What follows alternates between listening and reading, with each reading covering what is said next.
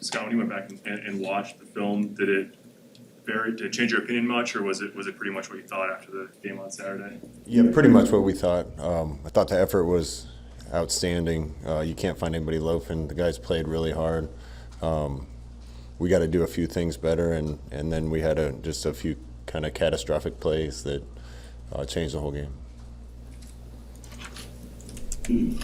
The sacks that Illinois produced, did you see sort of a combination of things? Did you like how quickly Adrian was getting the ball out, or how do you kind of size that up? Yeah, it's a little bit of a lot of things. I didn't think we protected well enough. That's one of the things that we were drilled down on today and talked to the guys about. And they did a good job. I give it to them. There were some twists in games that are tough to pick up that we didn't.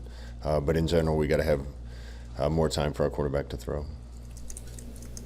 I know it was a first game for Kearney, so you factor that in. Maybe you didn't punt as well as you wanted to. Have you seen some good stuff, though, how do you feel about your kicking operation? Both punters have been doing exceptionally well in practice.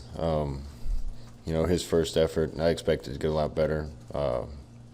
Probably some nerves and things there, but there's a lot of hidden yardage. They got a couple punts and pinned us, and we had chances to do it and didn't. We put a lot of emphasis on special teams. Thought the coverage units did a really good job.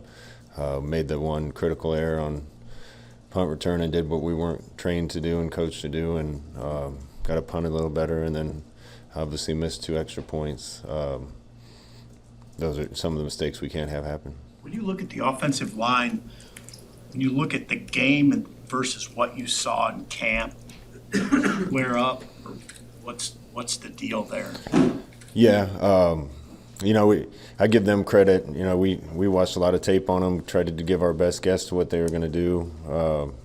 They played an entire spring game in odd and came out and played an even with wide 9s and 5s, and we just hadn't had as many reps at that. So that had a little bit to do with it. But hey, we got to be better. We got to establish run. We got to be ahead in the game so we can commit to the run. When you get behind in a game, then you're forced to do a few more things, and there are a lot of factors that led to that. How rare is it for a defense to come out with those guys trying to get around your tackles the way they were? Not rare, just not. We weren't expecting it. A lot of people play, wide 5s, wide 9s. We had prepared some for that look. We had prepared for the contingency that they might do that, but certainly not what we were expecting. Hey, Scott, is there anything that Caleb could have done differently? I mean, we didn't get a definitive view on the telecast per se. Did you see anything on film? Yeah, all I saw during the game was the bang bang play of him hitting the quarterback right as he was throwing it. He's got to be smart and not bury him into the turf. I assume that's what they called. That play right there was probably the biggest play in the game. Caleb's been playing wonderful all fall. I thought his level of play in that game was good, but there's critical moments where you got to make a snap decision and a smart decision and a decision that's best for your team. There was a few times in that game that we didn't, and those mistakes really cost us. You mentioned the game script being part of you guys can commit to the run. How much does that play into pass protection? When they know you're going to throw the ball, that makes it a little bit tougher for them to protect, right? Yeah, certainly. Their backup quarterback came in and did a tremendous job, but that's the situation you want for a guy like that to come in up 7 or up 14, be able to run the ball and throw when you need to, and then that's a little different situation than being behind and throwing. We had every opportunity to be in command of the game at halftime and made some critical errors that turned it into a deficit at halftime, and that changed the style of play for both teams. Was Lubick calling the plays on Saturday, or was it you? No, I was calling the plays. Was there a moment where you reconsidered that? Like, because you had kind of talked about Matt kind of doing it, and then Saturday. No, I haven't talked about Matt and I doing it. We collaborate. The whole staff collaborates, and it was just an interesting game because about half of our game plan was kind of out the window when they came up and lined up the way they did. So we really had to scramble and go to alternative plan and tried to adjust and did some good things, but not enough of them. Did that impact not getting some younger steel guys into the game that you had wanted to, the fact that you had to throw out part of your game plan? Not really. I want our team to understand, and I think they do, that if they're going to play a lot of snaps or as many reps as they want to, they need to practice well all week and show us that they're prepared. There are certain guys I think we planned on playing more and I wish would have played more, and some others that need to step it up and practice well during the week to earn the playing time. How often does that happen in the course of your career where half the game plan was out? Not very often. Not very often, and I told you we kind of turned our attention to these guys a little earlier than normal to really get dialed in on a game plan. Now we took a day in the middle of that and practiced for contingencies and other things they might do, and so the guys knew what they were doing and were prepared, but it's, certainly some of the schematic things that we had planned for them weren't there because of what we got. You started Gabe Urban at running back. How close has that competition been? And I think he was the first true freshman in the modern era Husker football to start. Just sort of that achievement for him. Yeah, he's come in and done a great job being a veteran, acting like a veteran. He and Step had the best week and a half of preparation leading into the game, and they deserve to play. Ramir Johnson's done a really good job. When we got into kind of 2-minute and throwing mode, we wanted somebody in there that was a little bit of threat in the pass game. And every week at certain positions, there's going to be competition, and guys that practice the best are going to get more time. I know you don't like to get into injuries too much, but Casey Rogers and Vokalek are obviously two key guys. Do you feel like they're close? Or? Yeah, they're getting close. They're getting close. Hey, Scott, what do you hope to get out of a game like this playing Fordham, just after last week especially? Well, we just got to play well. In a lot of ways, we did play well. I said it after the game, but I really like this team. Our team has a chance to win a lot of games if we play well. The self-inflicted wounds can't happen. Every time we get a chance to get on the field and execute at a higher level and get a little better, it's going to make us a better team down the stretch. Scott, is there a different feeling heading into this home opener, maybe to pass, especially just because it's been so long that you played in front of a packed Memorial Stadium? Yeah, there's a different feeling for me. We missed the fans so bad. Being in Memorial Stadium last year with an empty house, it was almost depressing. And there's so much passion here, so many good fans. We can't wait to see them on Saturday. What kind of atmosphere do you anticipate? I've been to a lot of Husker games over my years in my life, and don't expect it to be any different.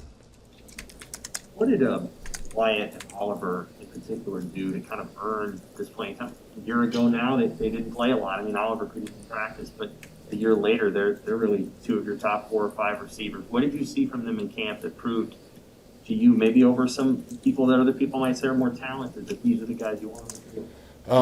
We have multiple receivers that I think can go in and function and play and make plays, and quite a few made plays on Saturday. I think we need to rotate them even more. Toward the end of the game, we could have kept some fresh guys on the field because we have a lot of guys ready to play. Those 2 guys have been extremely consistent, haven't missed any time. So as those guys are all competing, I think it was just consistency that put them a little bit ahead. How much of a role does a quarterback trusting receiver? When you were a quarterback, I'm sure there were guys in your career where you're like, I trust that guy, I trust him. How much does Adrian's trust in them factor into a receiver's playing time? Well, you got to earn trust in anything you do. I think there's a lot of guys Adrian trusts right now. Some have been at every practice, and some have missed a little time, and certainly consistency helps. But we got enough guys out there to keep fresh guys on the field, and everybody's got to know what they're doing, and we should be able to have some receivers with juice out there all the time. Good. Xavier Betts played a few snaps special teams wise. Was he one of the guys that you would have maybe liked to have gotten it, worked into the rotation? Yeah, I think the plan for Xavier was to play a little more, and I expect his reps will go up as we go on here. What held back his reps going into this game? Xavier's a super talented kid. He's been improving every day since he's been here. Like I said, consistency has to matter to some degree, him and everybody else. You got to do it all week and give teammates and coaches and everyone else confidence that you're going to be in the right place and do the right thing all the time. Last we heard, Saturday isn't sold out yet. Do you have any thoughts on the sellout streak and its importance, or maybe a message to fans who might have lost some excitement after Saturday? Well, I hope nobody lost excitement after Saturday. This team has a chance to be really good. I think this team's going to prove a lot to a lot of people.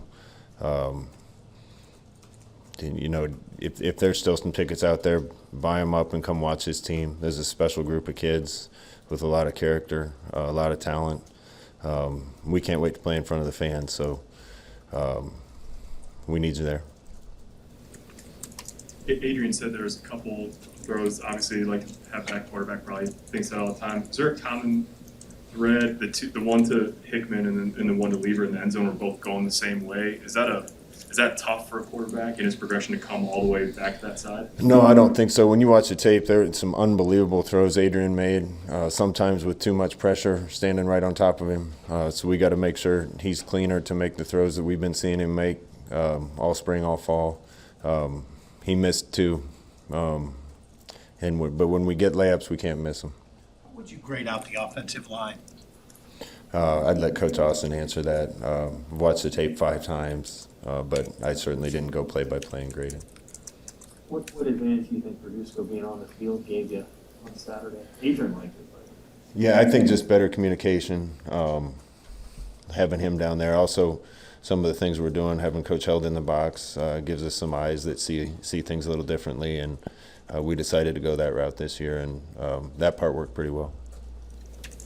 Oliver going to be the punt returner from here on, based on what happened? No, you know, Cam Taylor is one of our best players. I love him like a son. He's a black shirt. He's a captain. You can't try to make a play when you've been trained to do something else, and he'll learn from it. Anything else, Coach? Thanks, Scott. Yep.